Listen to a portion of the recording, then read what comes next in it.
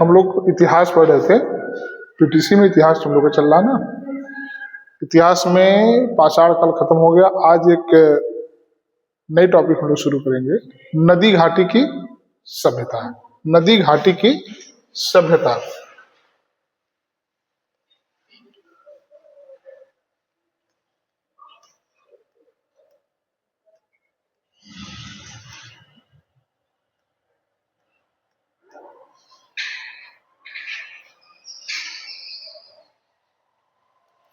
देखिए, ये नदी घाटी की सभ्यता होती क्या है। हम लोग ये जानते हैं कि अभी हमने पढ़ा प्राचीन इतिहास में कि जितनी सभ्यताओं का विकास हुआ है, किसी न किसी नदियों के किनारे या नदियों के सहारे ही हुआ है। नदियों के किनारे और नदियों के सहारे सभ्यता का विकास होने का क्या रीजन था, क्या कारण था। हम जानते हैं कि पहले अभी हम लोगों ने पढ़ा कि जब व्यक्ति आखेट वाला जीवन व्यतीत करता था, घुमक्कड़ वाला जीवन व्यतीत करता था, मतलब क्या था, उसके पास कोई घर नहीं था, वो चलता रहता था, रुकता था, खाता था, फिर चलता रहता था। लेकिन शाम को रुकने के लिए वो एक ऐसे अड्डे की व्यवस्था करता था, अस्थायी घर की व्यवस्था करता था, जहां पर पानी की व्यवस्था हो। खाने की व्यवस्था तो कैसे करता था, मांस, कच्चे मांस खाता था, जंगली जानवर को मार लेता था, पशु पक्षी को खाता था, फल फूल खाता था, पेड़ों के फूलों को, छालों को, यहाँ तक कि पत्तियों को भी खाता था। खाने की आपूर्ति तो उसकी हो जाती थी। अब रही बात प्यास की, पानी की। हमारे जीवन में पानी की अति आवश्यकता होती है। हम लोग खाए बगैर कुछ दिन तक रह सकते हैं, लेकिन पानी के बिना हम लोग नहीं रह सकते ना। उपवास रहती हो तुम लोग, उपवास मतलब व्रत। तो बहुत सारे व्रत ऐसे होते हैं कि हम खाना नहीं खाते लेकिन पानी पीते रहते हैं, फल खाते रहते हैं। इसका मतलब कि खाना का मतलब रोटी, चावल, सब्जी, दाल से, तो कुल मिला के इसके बगैर हम रह सकते हैं, लेकिन पानी के बिना हम रह नहीं सकते। हमें पानी, तो इन लोगों की सारी व्यवस्था पूरी हो रही थी, आवश्यकता पूरी हो रही थी, लेकिन ये लोग रुकने के लिए, ठहरने के लिए नदियों का किनारा पकड़ते थे, जहां पर कि पानी की इनकी पूर्ति होती रहे। तो धीरे धीरे हुआ क्या कि जैसे होता क्या है, आप सोचो कि हम लोग का एक ह्यूमन नेचर होता है कि हम लोग घूम रहे हैं, टहल, जहां हम लोग एक जगह रुकते हैं, कोशिश करते हैं बार बार वहीं घूम टहल के आके रुकने की व्यवस्था करते हैं। तो धीरे धीरे क्या हुआ, ये पद्धति बढ़ती जाती। पहले हमारा विचार, हमारे पास किसी भी चीज करने के लिए विचार आता है, हम उसको एक बार करते हैं, दो बार करते हैं, बार बार करते हैं, फिर हमारी आदत बन जाती है। और जब आदत बन जाती है तो उससे हमारा क्या हो जाता है, लगाव हो जाता है। चाहे वह जगह हो, चाहे वह व्यक्ति हो, चाहे कोई वस्तु हो। तो अब ये घुमक्कड़ वाले जीवन में जब व्यक्ति जी रहा था, तो ये नदियों के किनारे, नदी घाटियों के किनारे अपना निवास बनाना चालू किया। अस्थायी निवास ही था, लेकिन था। धीरे धीरे क्या हुआ, ये वहीं पर स्थायी निवास बना लिए, वहीं पर अस्थायी निवास बना लिए। और अभी हम लोगों ने पढ़ा, जब ये अस्थायी निवास बना लिए, तब इनके अंदर पशु पालने की प्रवृत्ति आ गई, खेती करने की प्रवृत्ति आ गई, लोगों से अपनापन हो गया, लोग अपने होने लगे, परिवार नामक इकाई का संगठन हो गया, कृषि के अलावा लोग व्यापार करने लगे। तो मतलब क्या हुआ कि इसका मतलब कि उसी नदी घाटी के किनारे, उसी नदियों के किनारे हमारे अंदर एक नई संस्कृति और एक नए सभ्यता का उदय होता है, जिसको हम लोग गांव से पलायन करके शहर तक में चले जाते हैं। ये हमारे सभ्यता का ही तो विकास है कि गांव में जब जैसे जनसंख्या बढ़ती है लेकिन संसाधन नहीं बढ़ते, जनसंख्या बढ़ती है लेकिन संसाधन नहीं बढ़ते। अब उस संसाधन को पूरा करने के लिए, आवश्यकता को पूरा करने के लिए हमें क्या करना पड़ता है, अपने घर से दूसरी जगह हम लोग जाते हैं। क्यों? काम करने के लिए, कमाने के लिए। अब खेती जैसी थी, तो खेती जैसे मान लीजिए, कल हमने आपको बताया था कि खेती में अगर आपके पास 1 बीघे की खेती है और घर में 10 लोग हैं, ठीक, लेकिन उस खेती में 5 ही लोग की आवश्यकता है। कितने की आवश्यकता है? सिर्फ 5 की। लेकिन उसमें लगे कितने लोग हैं? 10 लोग हैं। अब अगर उस खेती में 5 लोग अगर लगेंगे तब भी 10 कुंतल गेहूं होगा, ठीक। और अगर 10 लोग लगते हैं,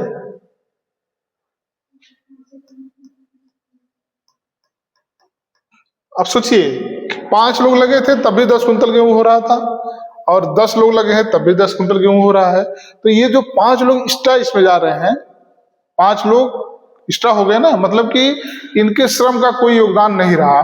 भाई अगर 5 लोग किसी काम को करते हैं, 10 कुंतल गेहूं पैदा करते हैं, तो अगर 10 लोग हुए तो 10 में 100 20 होना चाहिए।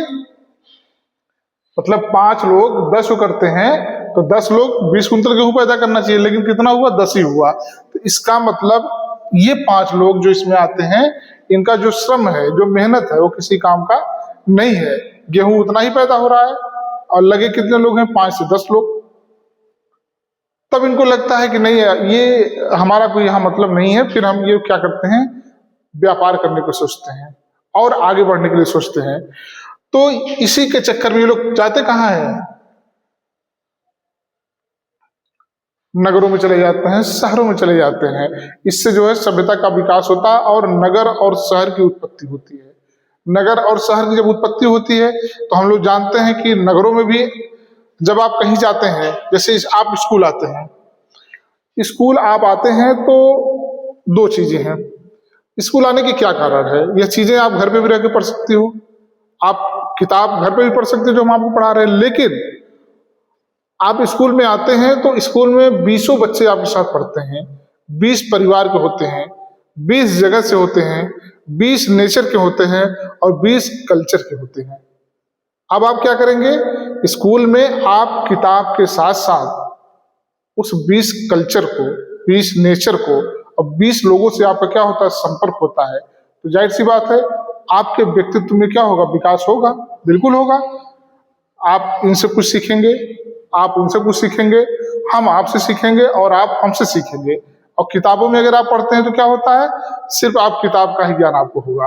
तो जब व्यक्ति शहर की तरफ पलायन होता करता है तो वहां पर शहरों में, भाई इलाहाबाद में जैसे आप चली जाओ, इलाहाबाद आपका शहर है, लेकिन आप इलाहाबाद में जाओगे तो पूरे उत्तर प्रदेश के लड़के लड़कियां वहां पे आके रह के पढ़ाई करते हैं, ठीक। अभी आपकी एक अपनी आंचलिक भाषा है।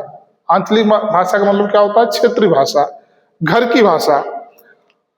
अभी आप पूर्वांचल में चले जाएंगे, वहां पे भोजपुरी की भाषा है। पश्चिम में चले जाएंगे, खड़ी बोली की भाषा है। बुंदेलखंड आप चले जाएंगे तो लोग बुंदेली बोलते हैं। लेकिन अगर आपको भोजपुरी सीखना है तो आपको बलिया, गाजीपुर, जौनपुर जाना पड़ेगा। आपको बुंदेली सीखना है तो आपको झांसी जाना पड़ेगा। और अगर आपको खड़ी बोली सीखना है तो आपको मेरठ और आगरा जाना पड़ेगा अभी। लेकिन आप अगर इलाहाबाद में चले जाइए, ये सारी भाषाओं को बोलने वाले आपको एक जगह मिल जाएंगे, एक ही चौराहे पे आपको मिल जाएंगे। कोई खड़ी में बात करता है, कोई भोजपुरी में बात करता है, कोई आपके अवधि में बात करता है। तो मतलब कि आप, इसका मतलब वहीं इलाहाबाद में रह करके आप 4 भाषाओं को सीख जाएंगे ना। तो शहरों में जाने से सभ्यता का विकास अधिक हुआ, और जैसे जैसे नदी घाटियों से सभ्यता का विकास बढ़ते बढ़ते शहरों में जाता है और व्यक्ति की महत्वाकांक्षा बढ़ती है। जब व्यक्ति की महत्वाकांक्षा बढ़ती है तो वह अपने चीजों को और अच्छे तरीके से सोचता है, करता है, ठीक। और उसके बाद करते करते हम लोग क्या करते हैं? एक समय ऐसा आता है कि हम लोग बिल्कुल वैज्ञानिक दृष्टिकोण पे आ जाते हैं। आज हम लोग किस पे आ गए? वैज्ञानिक दृष्टिकोण। जैसे शुरू में खेती कैसे होती थी? हमने बताया था कि पत्थर के हथियार थे या पत्थर के औजार थे, लोग उसी से ऐसे खींच खींच के खेती किया करते थे। बाद में धीरे धीरे क्या हुआ? इन लोगों ने हल का प्रयोग किया। हल को 2 आदमी खींचते थे, एक आदमी पकड़े रहता था, 2 आदमी खींचते थे। बीच में फिर क्या हुआ? उस हल को बैल खींचने लगा, आदमी पकड़ने लगा। धीरे धीरे और टेक्नोलॉजी का विकास हुआ, ट्रैक्टर आ गया, ट्रैक्टर से जुताई होने लगी, ट्रैक्टर से मड़ाई होने लगी। ये क्या हुआ? ये अत्याधुनिक टेक्नोलॉजी, वैज्ञानिक दृष्टिकोण से हम लोग क्या करते हैं? अपने सभ्यता का विकास करते हैं। और धीरे धीरे आप देखेंगे कि अभी हम लोग जिस में जी रहे हैं, इसके आगे और सभ्यता का विकास होगा। तो आइए हम थोड़ा लिखते हैं कि नदी घाटी की सभ्यता।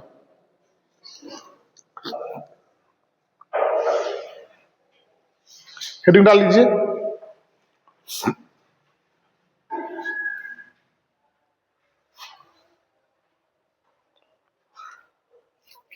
लिखिए, आज से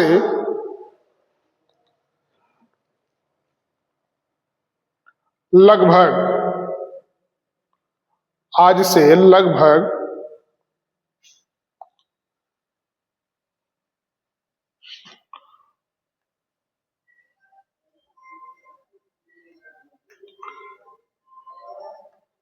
3500 वर्ष पूर्व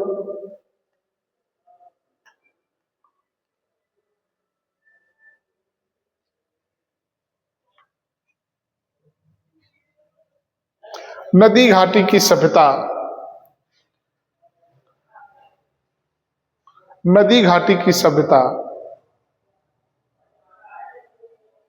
का जन्म माना जाता है।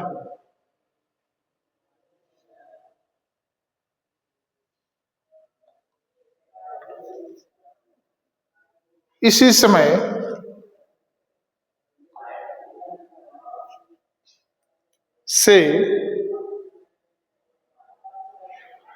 समय से विभिन्न नदी घाटियों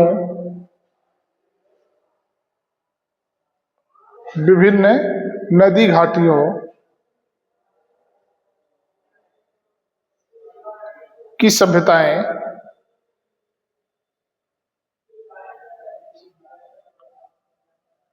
उभर कर सामने आई,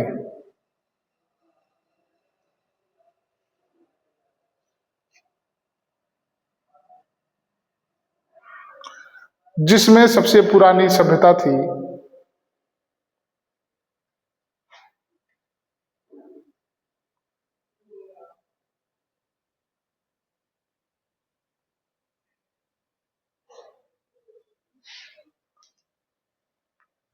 सिंधु घाटी की सभ्यता।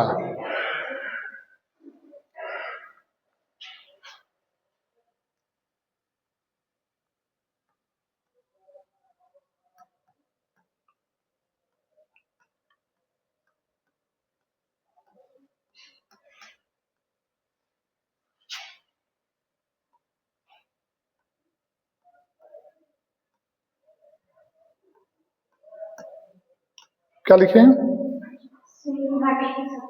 हाँ, इसके पश्चात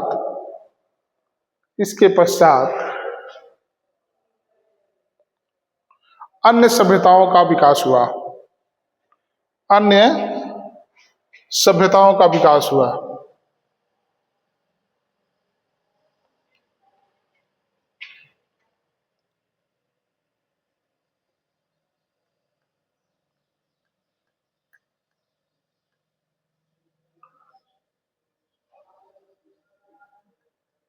हेडिंग डालिए, सिंधु घाटी की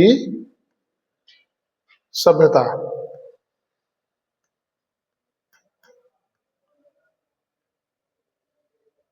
सिंधु घाटी की सभ्यता।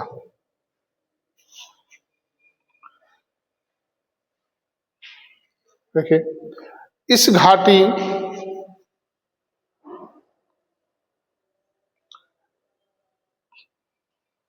की खोज का श्रेय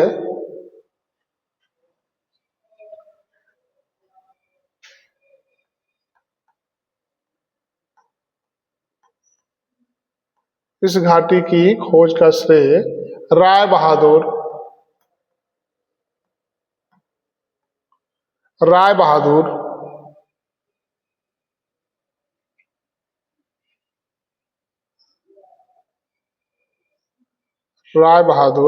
दयाराम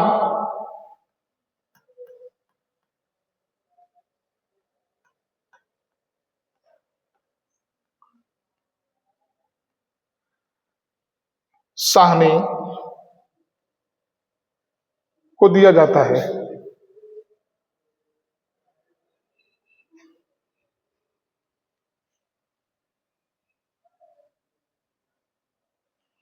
इन्होंने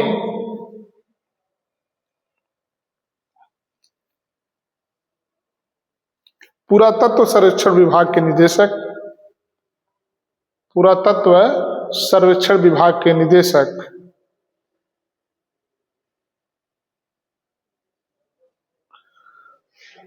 जॉन मार्शल के निर्देशन में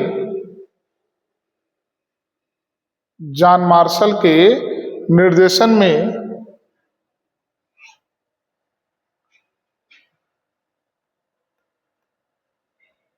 1921 ईस्वी में 1921 ईस्वी में इस स्थान की खुदाई करवाई।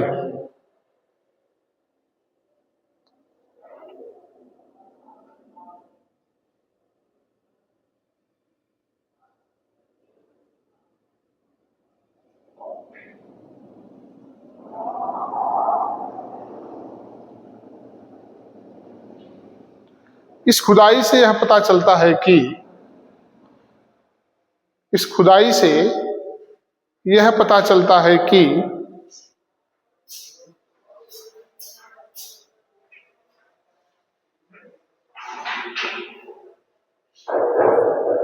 इस सभ्यता का स्थान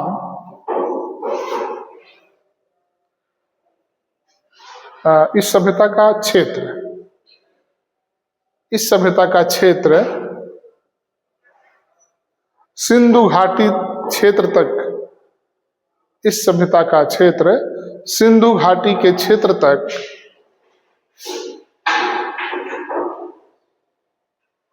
ही सीमित था।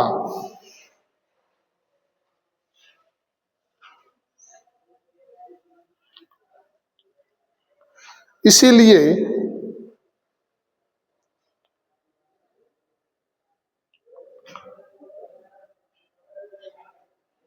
इसका नाम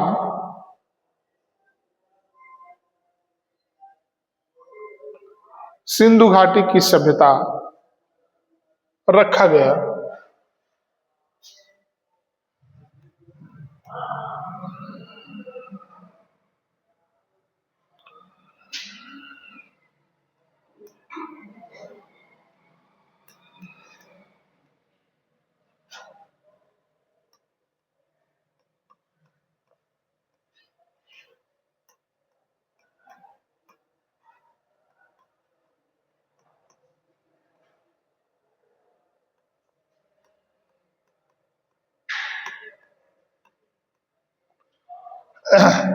ठीक, इसका मतलब समझ आया कि देखिए प्राचीन चीजों की हमको जानकारी कैसे होती है, खुदाई कराई जाती है। मैंने बताया था ना कि अभी हम लोग शुरू में पढ़े थे तो अभिलेख, स्मारक, मुद्राएं पढ़े थे ना, तो ऐसी चीजों से जब वहां पे खुदाई करवाई जाती है तब मिलता है कि क्या वहां की व्यवस्था थी, कैसी सभ्यता थी।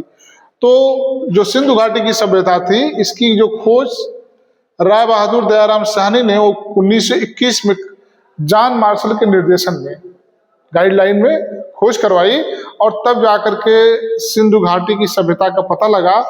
और उस जांच से, उस पुरातत्व विभाग की रिपोर्ट से यह पता लगा कि चूंकि सिंधु घाटी की सभ्यता सिंधु नदी के क्षेत्र तक ही सीमित थी, इसीलिए इस घाटी का नाम क्या रखा गया, सिंधु घाटी की सभ्यता। आगे लिखें।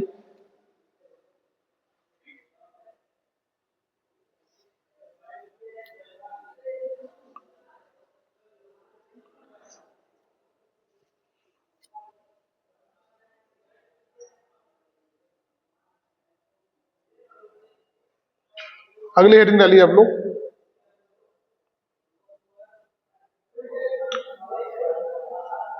सिंधु घाटी सभ्यता के प्रमुख स्थल।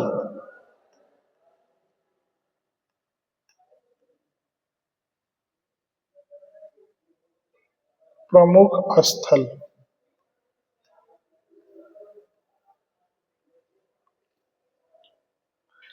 नंबर 1 हड़प्पा। हड़प्पा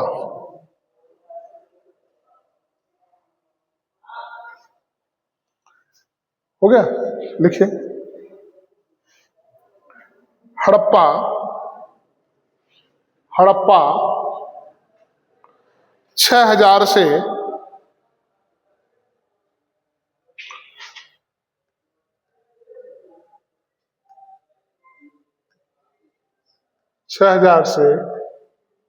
2000 ईसा पूर्व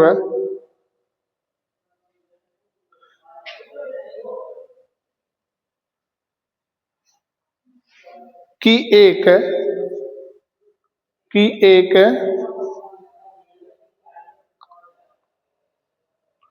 नगरीय व्यवस्था सभ्यता थी। नगरीय सभ्यता थी।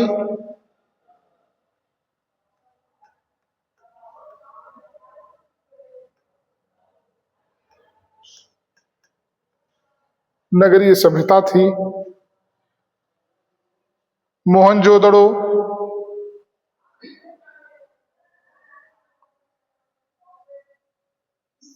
हाँ आगे लिखना है, मोहनजोदड़ो,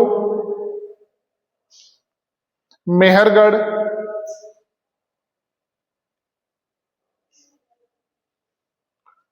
और लोथल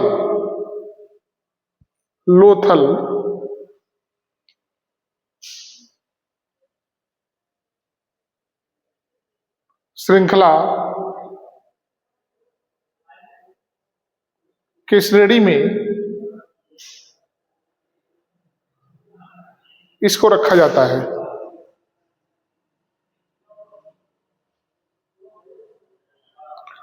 यहां मिस्र और मेसोपोटामिया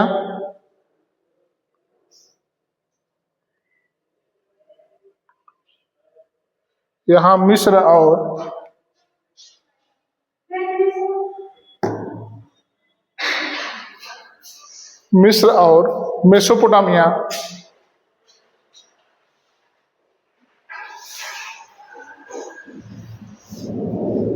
जैसी ही मिस्र और मेसोपोटामिया जैसी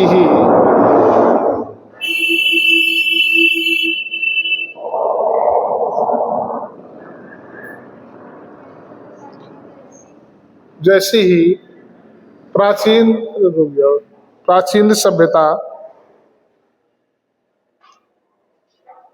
के अवशेष प्राप्त हुए हैं।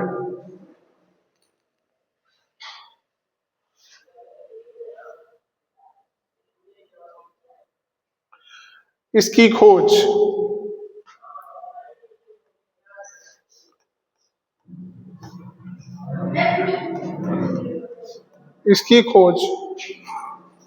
बैठो। इसकी खोज 1920 में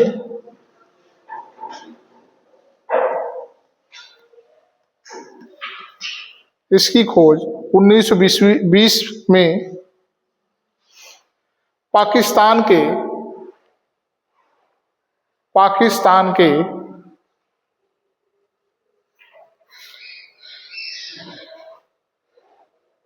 पंजाब प्रांत में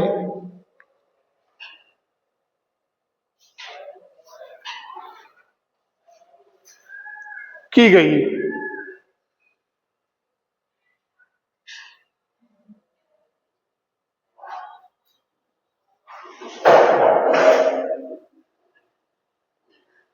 पंजाब कहाँ है? पंजाब कहाँ है भाई, बताओ। भारत में है? कहाँ पर?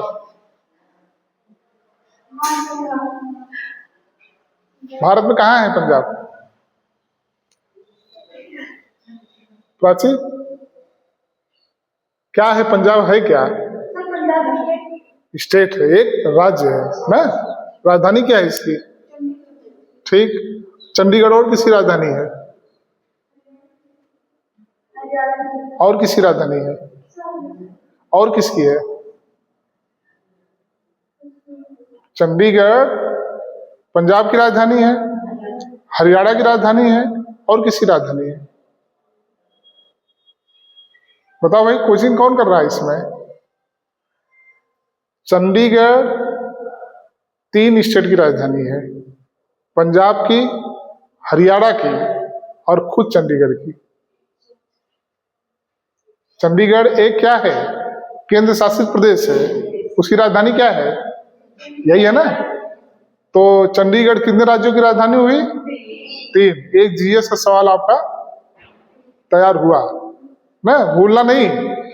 चंडीगढ़ ही एक ऐसा राज्य है भाई, चाहे केंद्र शासित प्रदेश हो चाहे प्रदेश हो, है तो अपना राज्य ही, जो कि 3 राज्यों की राजधानी है, पंजाब, हरियाणा और चंडीगढ़।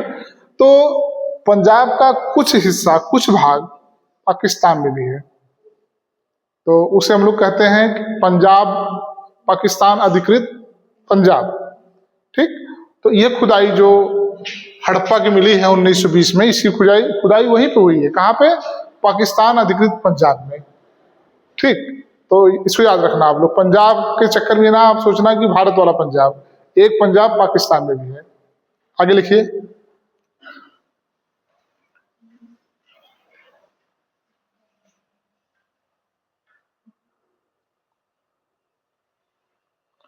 1857 में, चलो भाई, 1857 में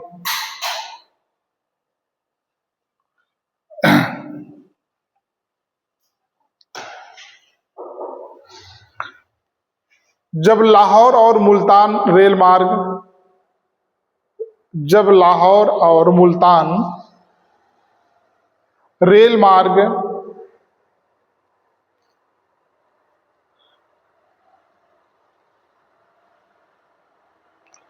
बन रहा था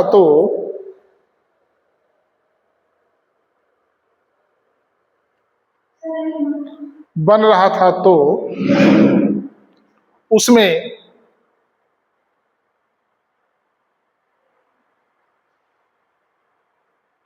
हड़प्पा नगर की ईंटों का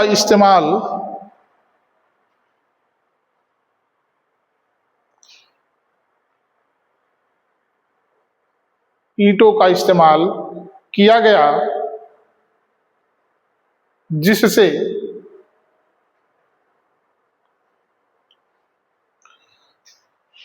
इस सभ्यता को काफी नुकसान हुआ।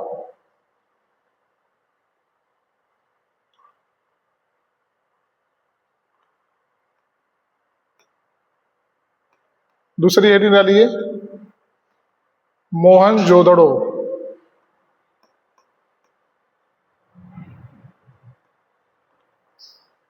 इसका मतलब समझ आया? ये ईंटों का इस्तेमाल नुकसान नहीं समझ आया ना शिवानी? इसका मतलब यह हुआ कि जैसे अब कोई चीज खंडहर टाइप की पड़ी हो, ठीक, और उसमें कोई रहता ना हो, या कोई इस टाइप की चीज हो, तो उसके जो चीजों का प्रयोग कोई जब कर लेता है तो बेकार हो जाता है। जैसे मान लीजिए किला आपका है, इलाहाबाद में किला है, किला किस चीज का प्रतीक है? मुगल काल का प्रतीक है कि यह मुगलों का क्या था, किला था। आज भी हम लोग उसको देखने जाते हैं, घूमने जाते हैं। लेकिन अगर अभी कोई सरकार आए और सरकार क्या करेगी, उसको गिरवा करके उसका ईटा उटा मिला करके जो ईट उट लगे हैं उसमें कोई घर बनवा दे, कोई पुल बनवा दे, तो क्या होगा? नुकसान होगा कि नहीं? तो धीरे धीरे क्या होगा, उसका नाम जो है मिट जाएगा, और हम लोग खाली यही कहेंगे यहाँ एक किला हुआ करता था, एक किला था। ठीक है, अपने बच्चों को हम लोग बताएंगे कि हम किला देखे थे, तुम किला का खंडहर देख रहे हो, क्योंकि इस बीच में एक सरकार आई और सारे किलों को क्या कर दी ना। तो ऐसे ऐसे सभ्यताएं जो थी पहले, देखिए हम लोग कौन सी सभ्यता किस, अब हम लोग पढ़ रहे हैं कि 3500 वर्ष पूर्व की सभ्यता पढ़ रहे हैं। अब उस सभ्यता को कौन बताएगा आपको? जाहिर सी बात है, हमने बताया था ना कि जब पुरातत्व एक विभाग होता है भारत सरकार का, जिसे हम लोग कहते हैं पुरातत्व सर्वेक्षण विभाग। पुरातत्व मतलब खुदाई करके जो अंदर से चीजें, जैसे अभी आपको अगर कभी कभी आप देखेंगे कुछ जगह के पानी बड़े खारे होते हैं, कुछ जगह का पानी बहुत खारा होता है, और बगल में ही कुछ जगह का पानी बहुत सही होता है। तो अब आप कैसे पता लगाएंगे कि क्या कारण है कि हमारे घर का पानी खारा है, उनके घर का पानी मीठा है? आप अपने से पता लगा लेंगे? नहीं लगा पाएंगे। तो उसका एक विभाग होता है, पुरातत्व विभाग होता है, खुदाई करता है। हो सकता है मिट्टी से ही वो पहचान ले, हो सकता है बिल्कुल अंदर तक की चीजों को निकाले, पानी को चेक करे कि आखिर पानी में क्या दिक्कत है जो खारापन है, कहीं से समुद्र का पानी, कहीं से कुछ भी है, गंदा चीज तो नहीं आ रहा है। तो ये जो पुरातत्व सर्वेक्षण विभाग होता है, इस विभाग के अधीन क्या होता है, चीजों की खुदाई करवाई जाती है। अभी जैसे समुद्र में आप सुने होंगे कि बहुत पेट्रोल मिला है, गैस मिला है ना, तो ये कैसे होता है? ये पेट्रोल मिला, गैस मिला, हम आप देख तो रहे नहीं है, बढ़िया, लेकिन वहां से जो है पेट्रोल की जगह जहां पे पेट्रोल पाया जाता है उससे लोगों कंपनी को क्या करते हैं, बेच देते हैं। अब जो बड़ी बड़ी कंपनियां होती हैं वहां से क्या करते हैं, कच्चे तेल को, कच्चे गैस को निकालते हैं। ये हम लोग, बढ़िया बेटा बैठ जाओ, हम लोग ये जो जिस गैस पे हम लोग खाना बनाते हैं, जिस गैस से या जिससे पेट्रोल डीजल से हम लोग गाड़ी चलाते हैं, क्या ये ऐसे ही पेट्रोल हमको मिलता है? नहीं मिलता ना। तो कैसे इसको हम लोग यूज करते हैं?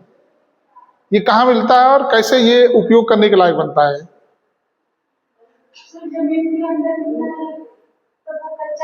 हाँ हाँ, देखिए होता क्या है, अभी हमने बताया ना कि जैसे समुद्र, होता क्या, समुद्र में पता लगा कि यहाँ पर गैस है, यहाँ पर पेट्रोल मिल गया है।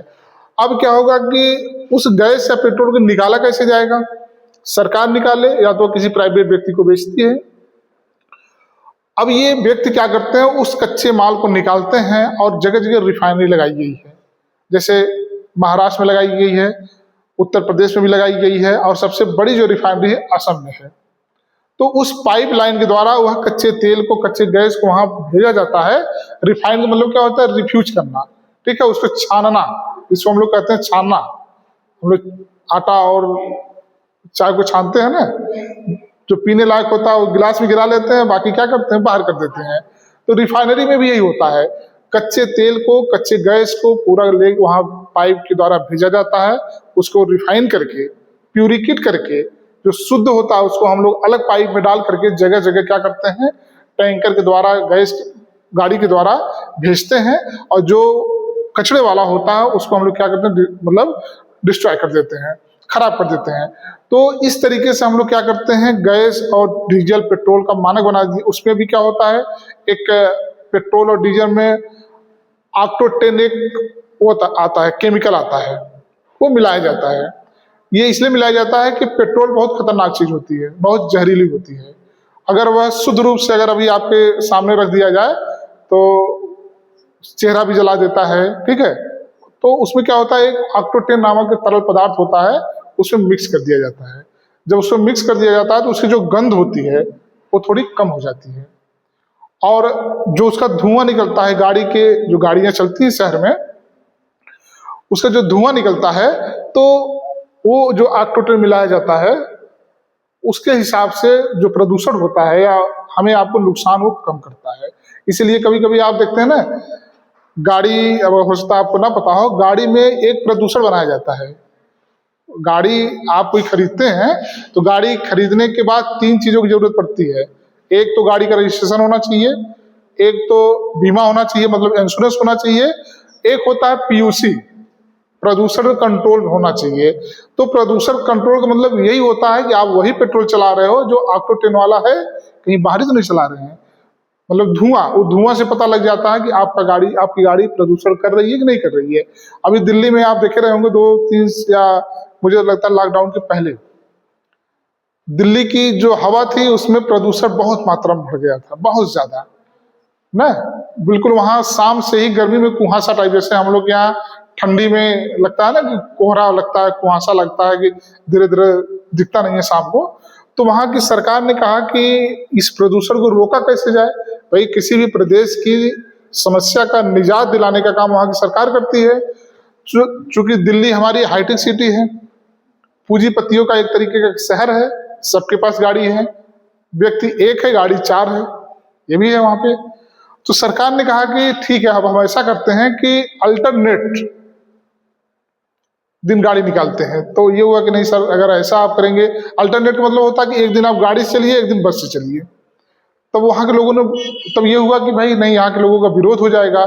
बहुत सारे ऐसे लोग हैं जो अपनी गाड़ी से हमेशा चलते हैं, तो ये कहा कि नहीं, ये नहीं। फिर केजरीवाल की सरकार थी, उसने कहा कि ऐसा करते हैं, एक दिन हम जो गाड़ी की संख्या होती है, जैसे मान लीजिए कि एक संख्या ये हो गई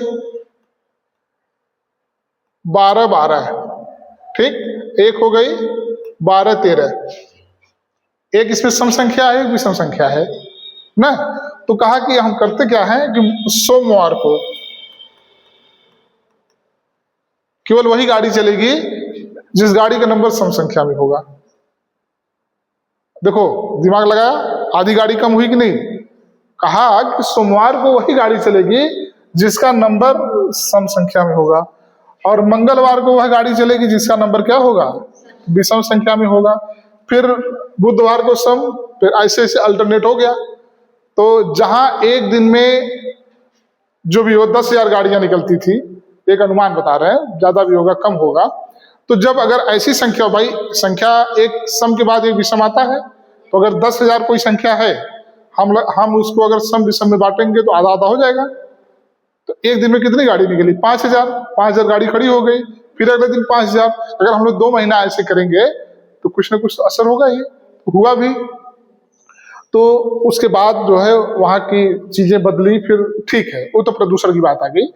तो हमारा जो कहने का मतलब था, हम लोग बता रहे थे कि जो पुरातत्व सर्वेक्षण विभाग होता है, ये जमीन के अंदर जो चीजें छिपी हैं, कोई चीज मिल रही है। जैसे अभी एक बार आप कभी अफवाह भी बहुत फैल जाती है। अभी था कि चंदौली में कि किस जिले का था, वहां पे कि बहुत बड़ा खजाना मिल गया है। वहां पूरा विभाग जाके खोजने में लग गया, खुदाई पूरा खोद, कुछ नहीं मिला। तो जमीन के अंदर क्या चीजें हैं, किसकी खुदाई करना है नहीं करना, बिना परमिशन के, किससे? पूरा तत्व विभाग, सर्वेक्षण विभाग के परमिशन से ही ये खुदाई होती है। तो ये जो हड़प्पा सभ्यता थी, ये नगरीय सभ्यता थी, और इसकी खोज जो 1920 ईस्वी में पूरा तत्व विभाग सर्वेक्षण के अधीन किया गया था।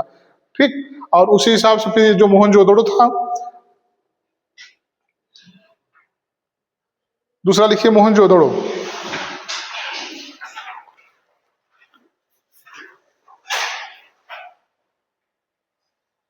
मोहनजोदड़ो का अर्थ होता है,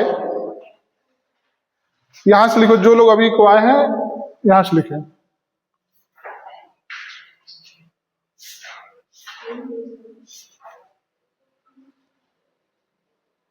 एक पेज छोड़ दो और ऊपर ऊपर है अभी, लिखिए। मोहनजोदड़ो का अर्थ होता है मुर्दों का टीला।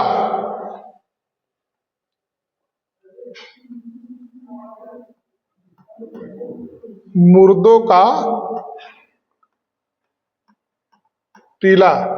बीटीसी में सवाल बहुत पूछता है कि मुर्दों का टीला किसको कहा जाता है।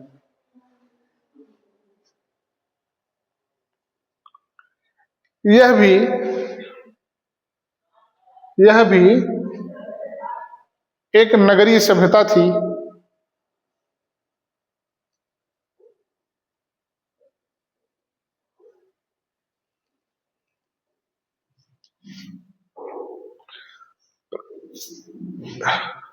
इसके अवशेष इसके अवशेष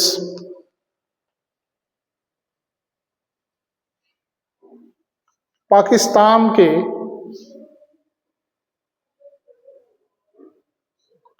सिंध प्रांत के पाकिस्तान के सिंध प्रांत के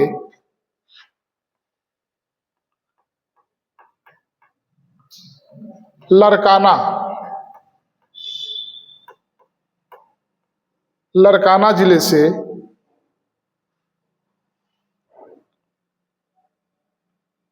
सिंधु नदी के सिंधु नदी के दाहिने किनारे से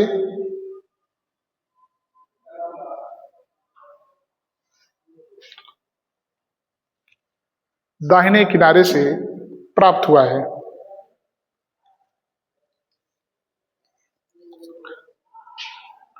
इसका क्षेत्र लगभग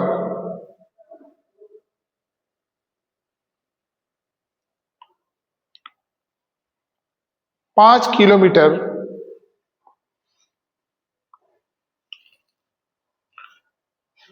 के क्षेत्र में फैला हुआ है।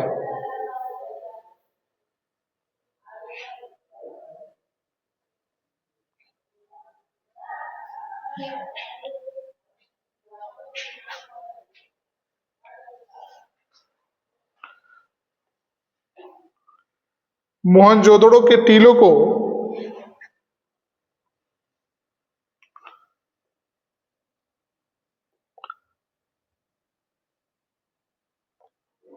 खोजने का श्रेय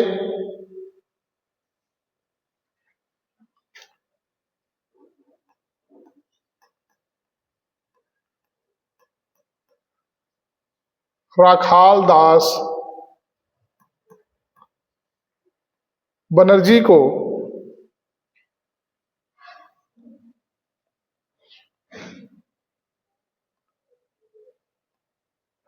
दिया जाता है।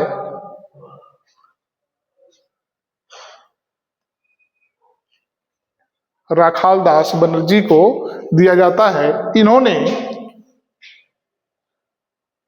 1922 ईस्वी में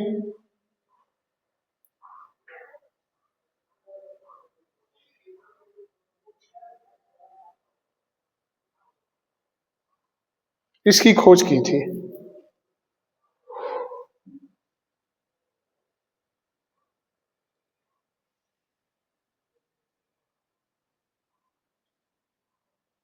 ठीक, देखिए उसमें आपको ज्यादा लिखना नहीं है। जैसे अगर पूछता है कि मोहनजोदड़ो, तो सीधा आपको लिखना है कि मोहनजोदड़ो का अर्थ होता है मुर्दों का टीला।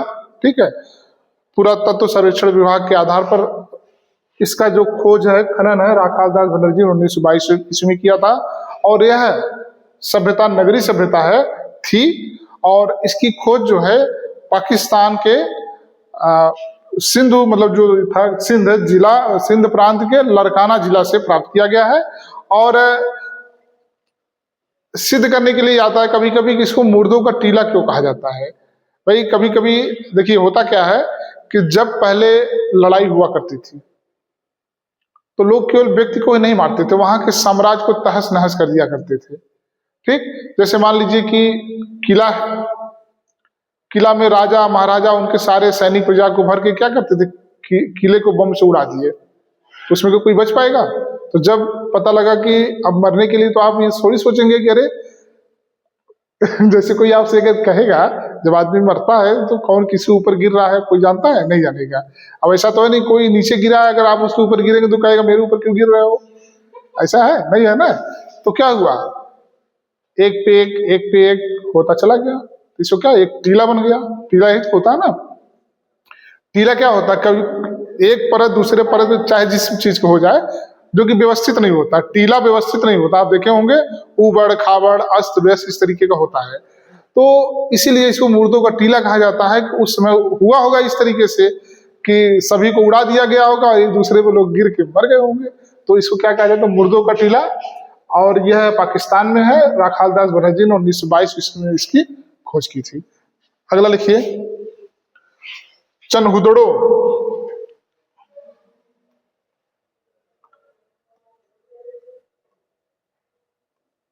चनहुदड़ो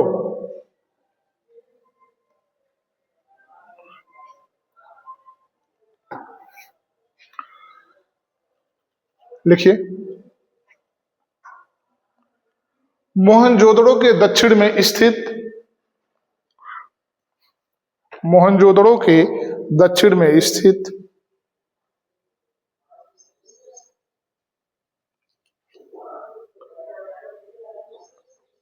चनहुदड़ो नामक स्थान पर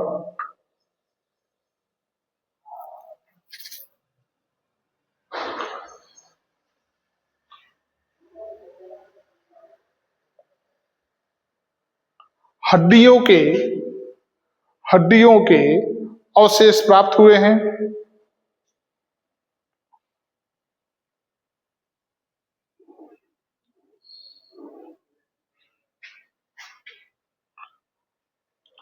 इसकी खोज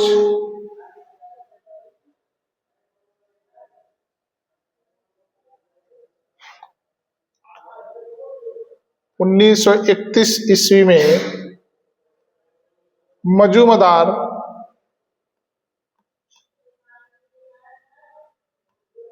ने किया।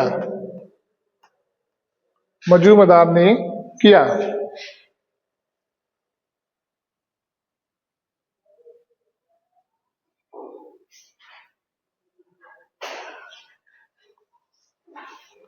यहां से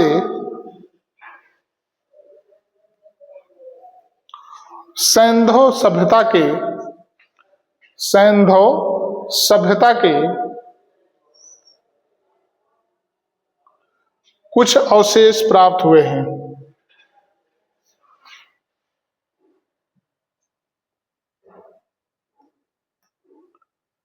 अगला लिखिए लोथल।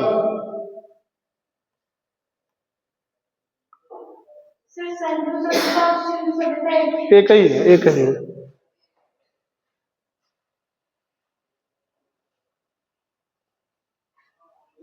देखिए यह गुजरात के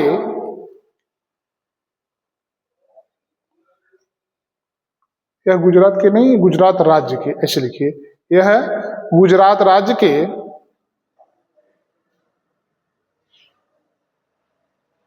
अहमदाबाद जिले में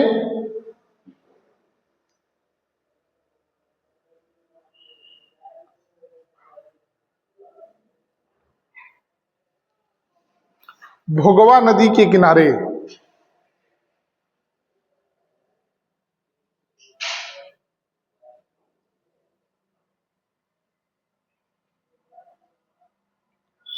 भोगवा नदी के किनारे स्थित है। भोगवा नदी के किनारे स्थित है।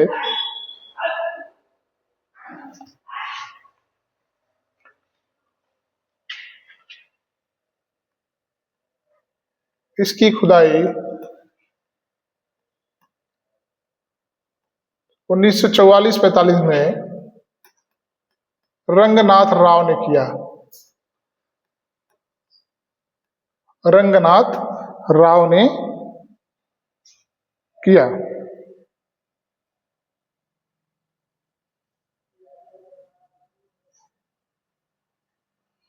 यहां पर ऐसे टीले मिले हैं, यहां पर ऐसे टीले मिले हैं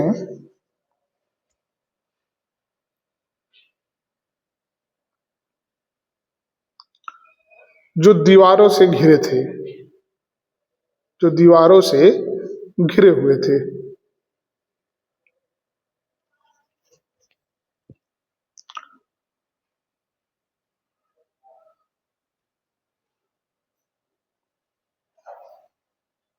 अगला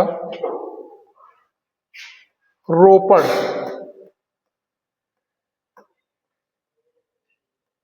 रोपड़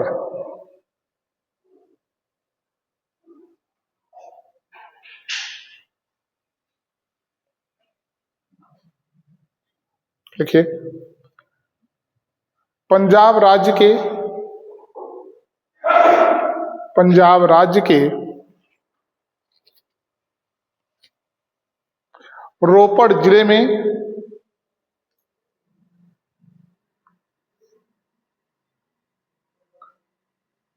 सतलज नदी के किनारे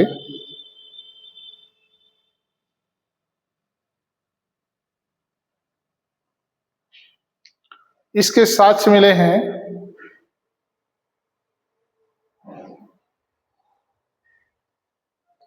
इसके साक्ष्य मिले हैं।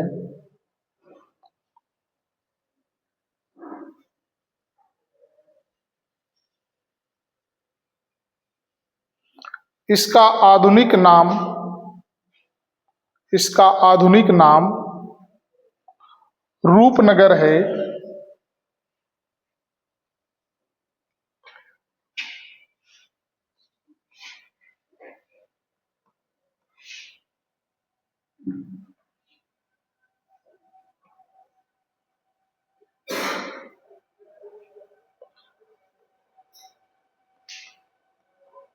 बीबी लाल।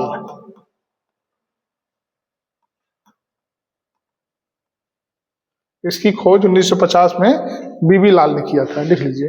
इसकी खोज 1950 में बीबी लाल ने किया था।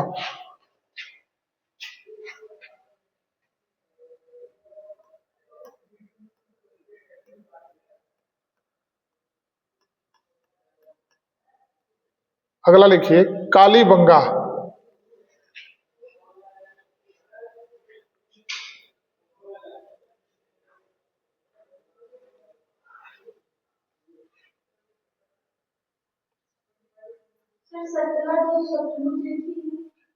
हाँ, सतलज और सतलुज एक ही नदी है।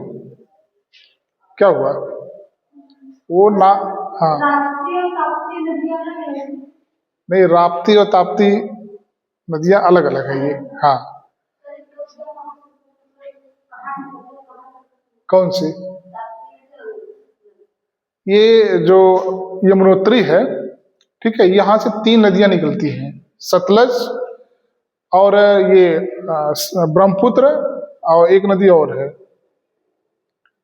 ये यहाँ से निकलती है। जो सतलज होती है ये पश्चिम की तरफ चली जाती है, और ब्रह्मपुत्र क्या होती है, पूर्व की तरफ चली जाती है।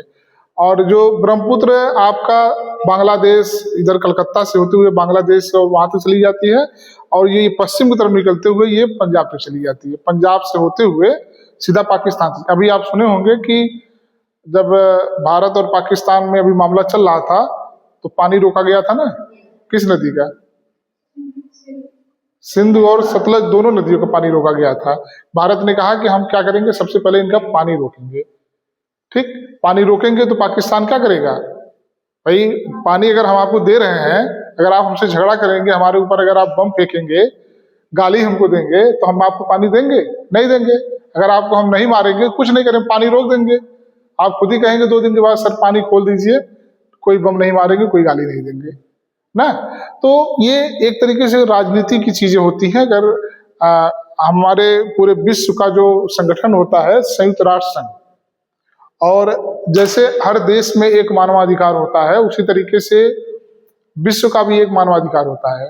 वो कहता क्या है, कुछ ऐसे अधिकार है, मानवाधिकार मतलब मानव के अधिकार। जैसे आप एक मानवता, बस किसी का रोटी, कपड़ा, मकान, कपड़ा, शिक्षा, ये आप नहीं रोक सकते, मतलब मानवता के आधार पर। कितनी भी हमारी आपकी दुश्मनी है, भारत और पाकिस्तान की दुश्मनी है, लेकिन कुछ मामले में छूट है कि हम पाकिस्तान को पानी दे रहे हैं, बदले में पाकिस्तान भी हमको कुछ दे रहा होगा। एक मानवीय आधार होता है। और अगर जब बात आती है कि नहीं, अगर हम आपको पानी भी दे रहे हैं और आप हमारे ऊपर आक्रमण भी कर रहे हैं, तो हम क्या करेंगे, पानी आपका रोक देंगे। तो आप देखे होंगे कि जितने हमने पढ़ा अभी आपको, नदी घाटी की सभ्यताएं, जितनी सभ्यताएं आपको मिल रही है, किसी न किसी नदी के किनारे।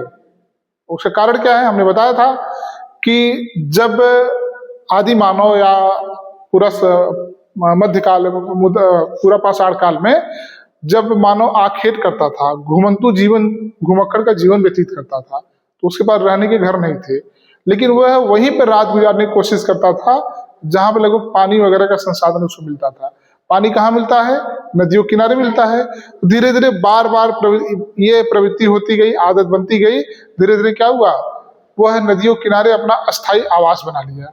जब अस्थायी आवास बना लिया, तो वहीं पर सारे से, भाई जहां आपका घर होगा, वही तो आपके जो संस्कार हैं वहीं से तो विकसित होंगे ना। हम लोग अपने घर में ही तो पले बड़े होते हैं, तो वहां के जितने कल्चर हैं, जितने संस्कार हैं, हमारे सभ्यताओं में दिखाई पड़ते हैं।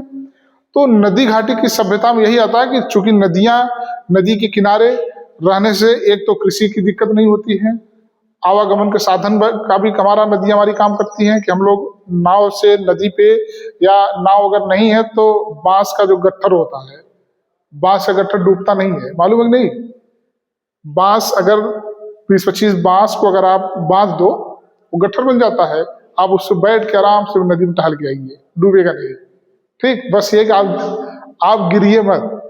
तो यह क्या करता था कि एक जगह से दूसरे जगह तक सामान ले जाने में भी आसानी हो जाती थी लोगों को आने। तो कुल मिला करके नदी की जो सभ्यता थी, नदी की जो घाटी थी, नदी के जो एरियाज थे, वे किसी भी व्यक्ति के सभ्यता में विकास बहुत ज्यादा किए हैं। इसीलिए हम लोग, एक टॉपिक आती है नदी घाटी की सभ्यता। अब नदी घाटी की सभ्यता में जितना चीज हम लोग देखिए पढ़ रहे हैं, सब उसी में आ रहा है।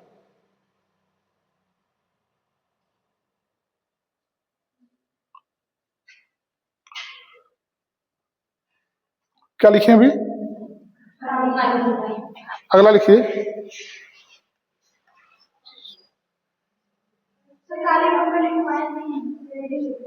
अभी कालीबंगा नहीं हुआ? ठीक है, लिखिए कालीबंगा। यह स्थान ये कहाँ चला गया?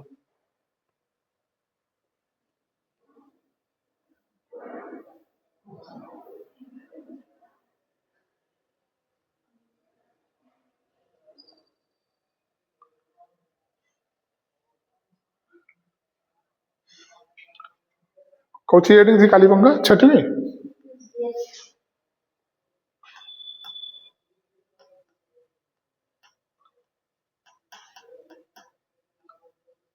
यह स्थान राजस्थान के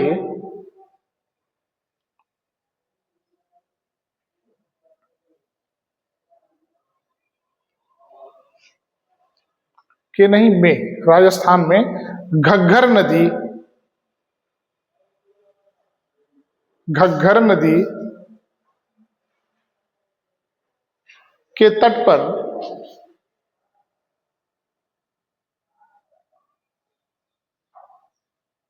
इसके साक्ष्य प्राप्त हुए हैं। इसके साक्ष्य प्राप्त हुए हैं।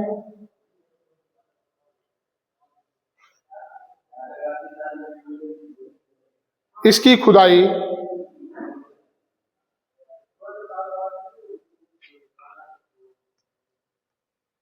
1953 में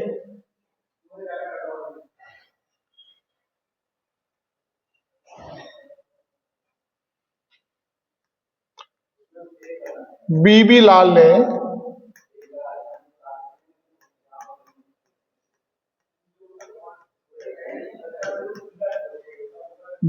ने किया।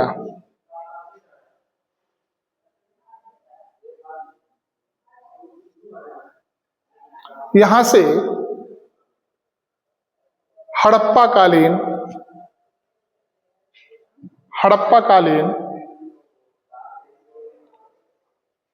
सभ्यता का विकास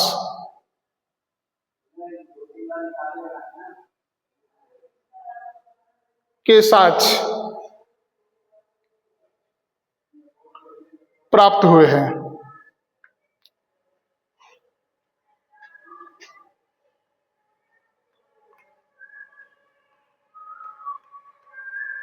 सुरकोटवा सुरकोटवा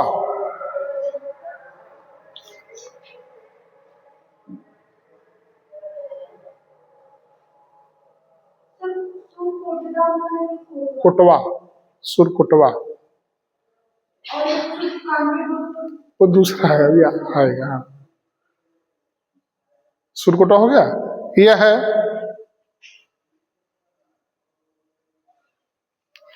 गुजरात के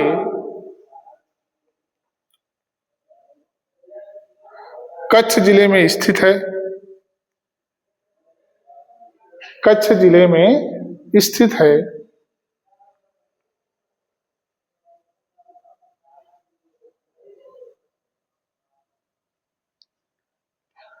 इसकी खोज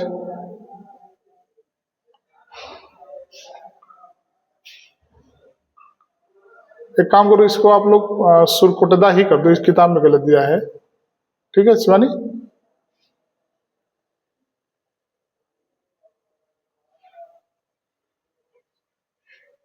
सिरकोटदा, ठीक। इसकी खोज 1954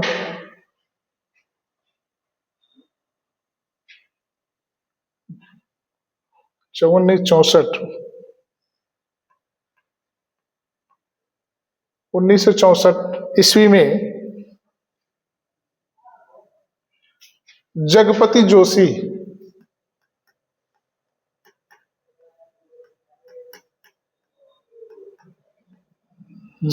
जोशी ने किया था।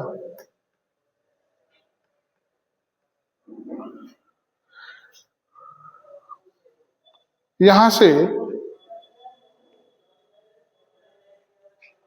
सिंधु सभ्यता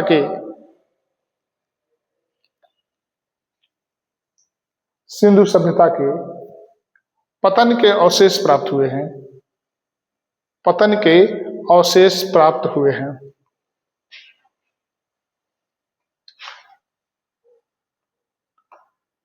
अगला लिखिएगा आलमगीरपुर।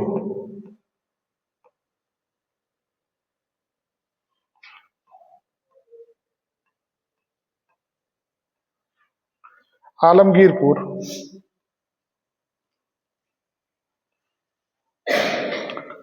लिखिए उत्तर प्रदेश के मेरठ जिले के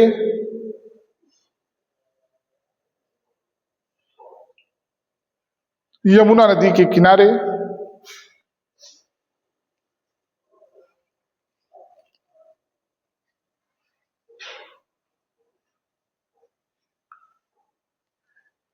हिड्डन नदी के तट पर, हिड्डन नदी के तट पर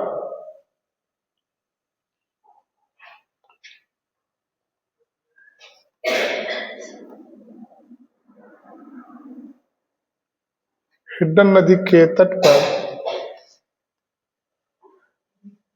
इसके अवशेष प्राप्त हुए हैं। हिड्डन नदी के तट पर इसके अवशेष प्राप्त हुए हैं।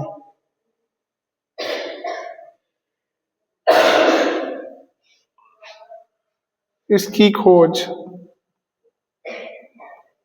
1958 में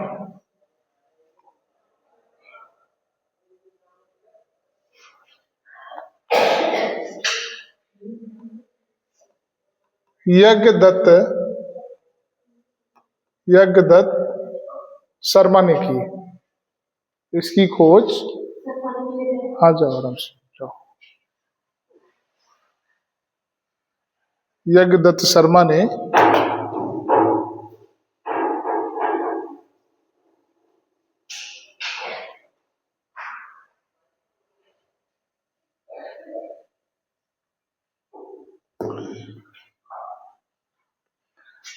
अच्छा, ये बहुत पूछता है, इसका कारण क्या है बताओ। अरे भाई, हम लोग पाकिस्तान से पढ़ते पढ़ते उत्तर प्रदेश में आ गए। ठीक, ये हमारे आपके प्रदेश में है, मेरठ जिला में है। ठीक, मेरठ कहाँ है? उत्तर प्रदेश में है। स्वाति, कितने जिले हैं बेटा? उत्तर प्रदेश में जिलों की संख्या कितनी है? 75। मंडल, नगर निगम, बोलो, सही तो बोल रही हो, बोलो। 16। ठीक, हमने बताया था कि 16 नगर निगम है और 18 मंडल है, लेकिन 19वां मंडल प्रस्तावित हो गया अलीगढ़। अलीगढ़ मतलब अभी प्रेजेंट में 18 हैं, लेकिन 19वें का नाम प्रस्तावित किया गया है। तो जब अलीगढ़ एक मंडल हो जाएगा तो मंडलों की संख्या कितनी हो जाएगी? 19। अभी फिलहाल कितना है? 16, 18, 75। ठीक, अगला लिखिए रंगपुर।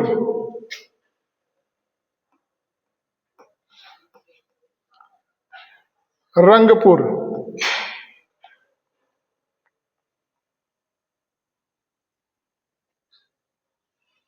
लिखिए गुजरात के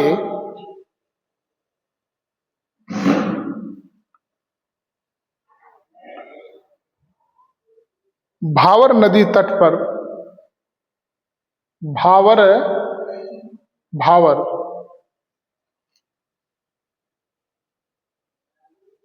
नदी तट पर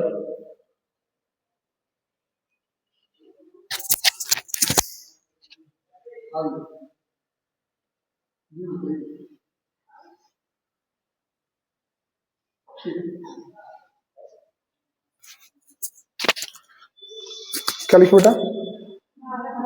भावर नदी तट पर इस स्थल की खुदाई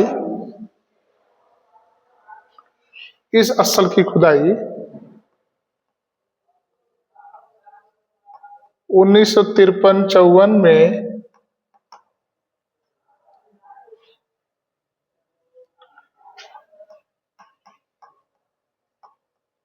रंगनाथ राव के द्वारा। सेंटेंस को गलत हो रहा है क्या? पूरा सेंटेंस क्या आपने बोला है? पूरा बताओ शिवानी।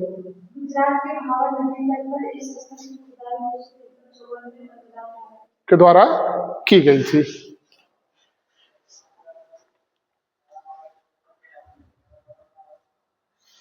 यहां पर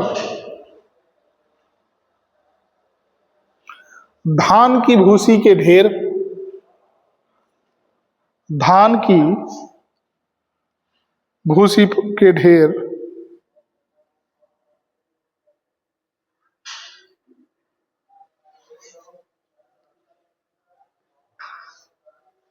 तथा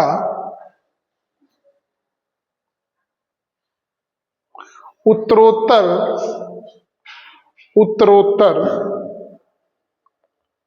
हड़प्पा संस्कृति के अवशेष,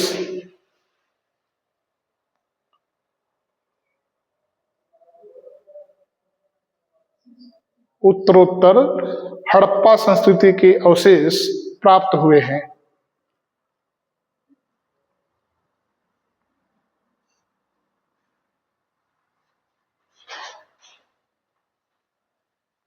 यहां पर कच्ची ईंटों के दुर्ग,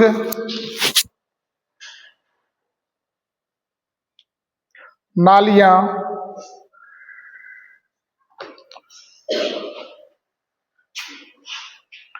मृदभांड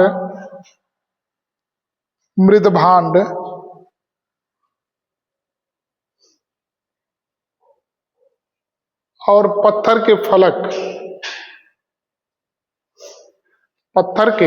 फलक मिले हैं।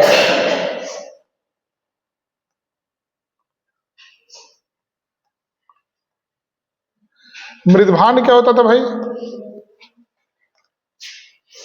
मृदभांड क्या होता था, किसी को पता है?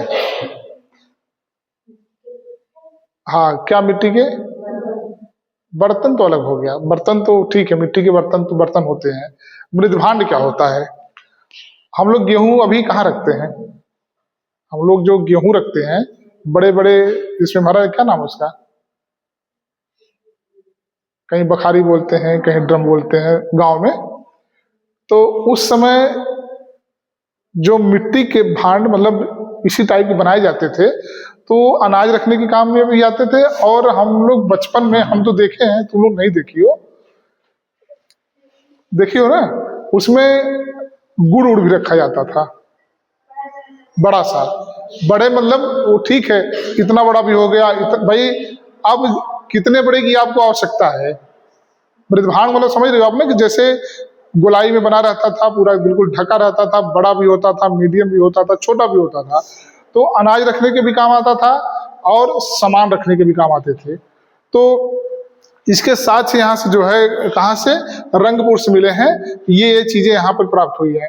तो इसी को हम लोग क्या कहते थे, अभी हम मृदभांड बोल रहे थे तो पीछे से बहुत आश्चर्यजनक तक कि सर ये क्या है, मतलब हम लग गया कि नहीं पता होगा। ठीक, तो पहले देखिए जो बर्तन हुआ करते थे मिट्टी के ही बनाए जाते थे, और मिट्टी के बर्तन आज भी बनाए जाते हैं। कोई कोई जिला बिल्कुल फेमस है, कप गिलास आते हैं ना, जो जिसमें हम लोग चाय पीते हैं। हाँ, तो अब ये था कि पहले क्या था कि मिट्टी का ही बना दिया जाता था, उस पर थोड़ा से पॉलिश लगा देते थे, बेडौल था, सुडौल था नहीं। अभी क्या है, एक से एक कलाकारी आ गई है, छोटा मुंह, बड़ा मुंह, पीछे ऐसे, नीचे ऐसे, दुनिया भर की चीजें जो आपको पसंद हो। तो जो मृदभांड हुआ करता था, बड़े बड़े एक तरीके से एक वो था, और उसमें अनाज रखने के काम आते थे। तो जब किसी सभ्यता का पतन होता है, तो हमने आपको बताया है कि जब किसी चीज का पतन होता है तो जरूरत की चीजें क्या हो जाती है, समाप्त हो जाती है। जैसे अभी मान लीजिए कि अभी यहाँ पर भूकंप आ जाए, बाढ़ आ जाए, तो क्या करेंगे आप? अपना सामान वामान लेके भागेंगे? मार्कशीट वर्कशीट लेके भागोगी? नहीं ना, पहले आप अपनी जान बचाओगी। तो अब ऐसा थोड़ी है कि अरे अभी नया नया कपड़ा सर खरीद के लाए, पहले उसको ले ले तब बहते हैं। ठीक, तो क्या होगा, जब ऐसी प्राकृतिक चीजें आती थी या कुछ इस तरह होता था कि तो लोगों को मौका नहीं मिलता था, लोग मर जाते थे। जब मर जाते थे तो उनकी यूज की गई चीजें, प्रयोग में लाई गई चीजें के साथ वहीं बने रहते हैं। अब आदमी तो मर गया, महीना 2 महीना में सड़ के गल गया, खत्म हो गया। हड्डियां 2 साल 5 साल में गल गई। लेकिन कुछ ऐसी चीजें होती है जल्दी खराब नहीं होती है, मिट्टी उट्टी की चीजें हो गई या और कोई चीज, तो 100-200 साल के बाद भी अगर हम खुदाई करेंगे, अब तो आदमी भी अगर मर जाता है तो उसके जो हड्डियों के थोड़ा सा भी अगर अंश मिल जाता है तो पता लगा लिया जाता है कि इनकी एज क्या रही होगी, ये लड़का था कि लड़की थी, फांसी लगाई है कि जहर खाई है कि कोई मारा है ना, पता लग जाता है ना। तो ये टेक्नोलॉजी की बातें हैं। और पहले क्या था, ये सब चीजें नहीं थी। मुर्दों का टीला से आप अनुमान लगा लीजिए कि मुर्दे पे मुर्दा गिरते गए और एक टीला बन गया, तो उसका क्या नाम हो गया, मुर्दों का टीला। तो इस तरीके की चीजें वहां पे। अभी हमने एक शब्द और आपको लिखाया, उत्तरोत्तर ना, क्या आगे क्या लिखा है बताओ? नहीं, उसके उत्तरोत्तर के पहले, हाँ, इसको समझ लीजिए, उत्तरोत्तर हड़प्पा संस्कृति। ठीक,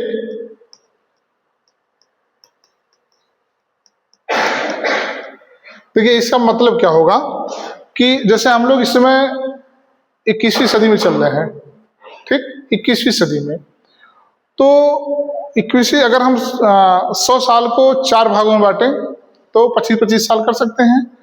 तो जो उत्तरोत्तर का समय आएगा 75 साल के बाद, जैसे अगर हम 100 साल को, आप समझिए पहले इसको हम 4 भागों में बांटते हैं तो कितना आ जाएगा, 25-25 का अगर हम 3 कर, तो जो 75 के बाद का समय होता है उसी को हम लोग कहते हैं उत्तरोत्तर। मतलब कि उस सदी का आखिरी दौर।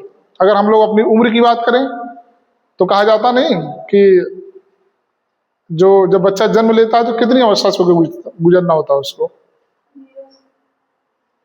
बताओ? शैशवावस्था, बाल्यावस्था, बताओ भाई, आप लोग बोलो। देखिए, शैशवावस्था, ठीक, बाल्यावस्था, किशोरावस्था, युवावस्था, प्रौढ़ावस्था, वृद्धावस्था। अब वृद्धा अगर आ गया तो उसके बाद कब क्या हो जाएगा, ठीक। चलिए, अब इसकी बात अगर हम, ठीक है, युवा तक ठीक है, प्रौढ़ तक ठीक है। जब प्रौढ़ के बाद वृद्धा में लोग आते हैं तो जिंदगी का उत्तरोत्तर काल चालू हो जाता है। मतलब कि जो आखिरी दौर होता है किसी चीज का, जो आखिरी दौर होता है उसे हम लोग कहते हैं उत्तरोत्तर समय। जैसे आप लोग के बीटीसी का जो क्लास है ये उत्तरोत्तर दौर में चल रहा है। जब एग्जाम का डेट आ जाए तब ये माना जाएगा कि अब क्लास आपका ना, ये उत्तरोत्तर हुआ ना।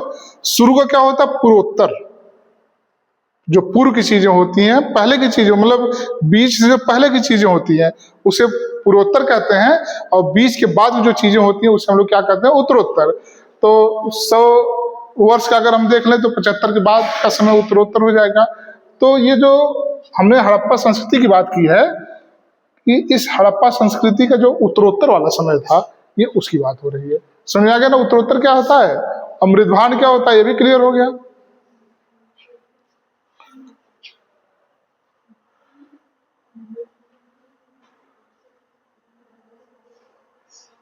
और कोई शब्द कठिन तो नहीं है? फलक एक हमने लिखाया, फलक आपको पत्थर के फलक लिखवाए हैं लास्ट में। ये क्या होता था बताओ, जिसमें, हाँ बोलो।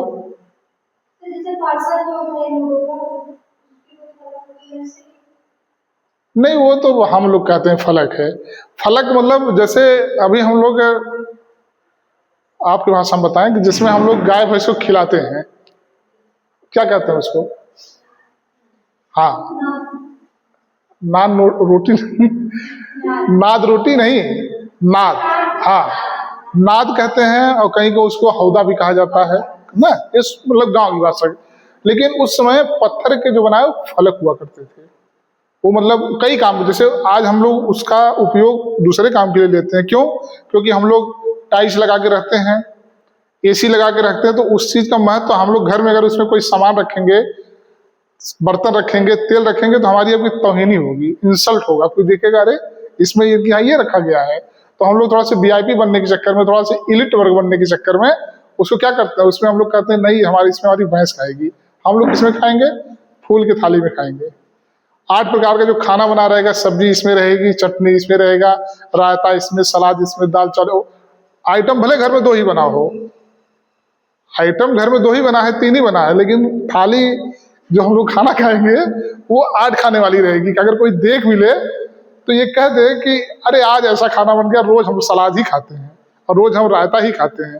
ठीक, ये दिखाने के लिए तो हम लोग इलिट वर्ग बनने के चक्कर में, इलिट वर्ग दिखाने के चक्कर में पहले की चीजों को हम लोग क्या कर देते हैं, साइड में कर देते हैं और आधुनिक चीजों को अपने घर में रखते हैं। तो फलक वही हुआ करता था, उसके उसमें बहुत सारे उपयोग थे। अब उसको हम लोग दूसरे तरीके से लेते हैं। तो ये हो गया। अब कौन सी टॉपिक बची है? अभी एक और है इसमें, बनवाली। देखिए इसके भी नाम में बड़ा कंफ्यूजन है, हम दोनों लिख दे रहे हैं आपको। कितना हो गया बेटा? 9 पॉइंट हो गया, 10।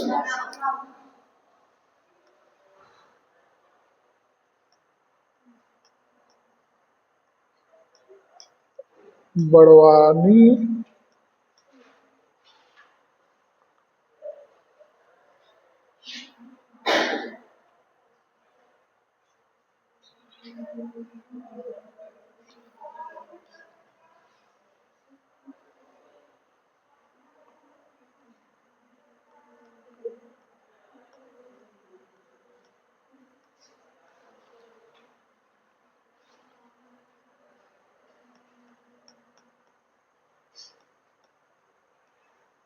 ठीक है, इससे 2 नाम है, बनवाली भी मिलता है और बड़ावली भी मिलता है, दोनों आप आवली करके लिख लो।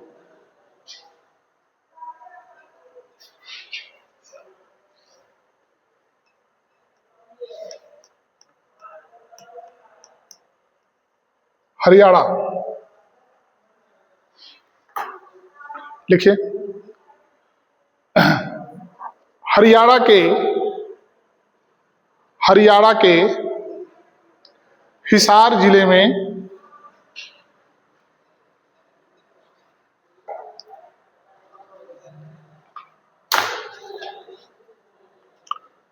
हिसार जिले में इसके अवशेष प्राप्त हुए हैं।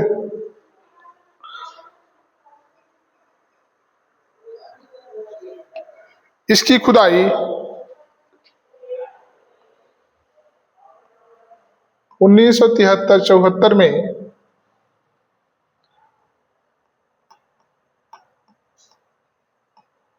रविंद्र सिंह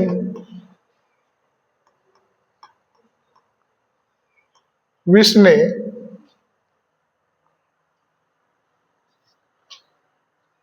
किया था।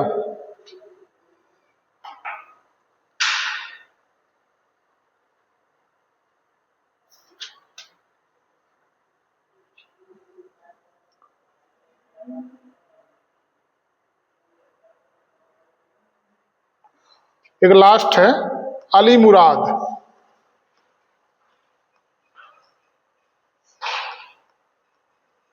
अली मुराद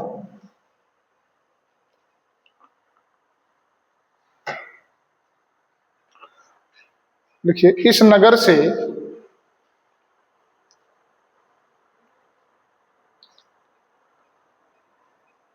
कुआं,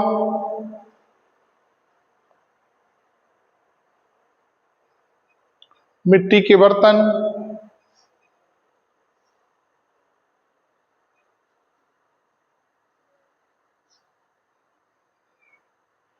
पत्थरों से निर्मित एक विशाल दुर्ग,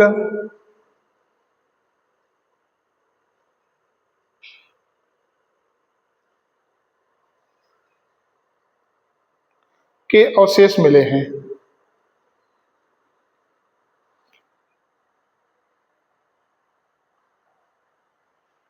इसके अलावा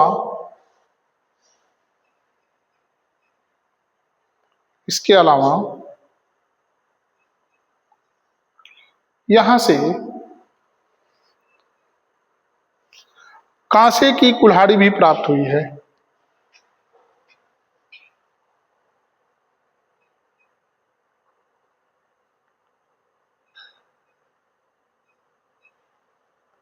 ये दुर्ग क्या होता है भाई? दुर्ग क्या होता है? राइट। दुर्ग का मतलब क्या होता है? किला। ठीक, ये टॉपिक आपकी खत्म हो गई है।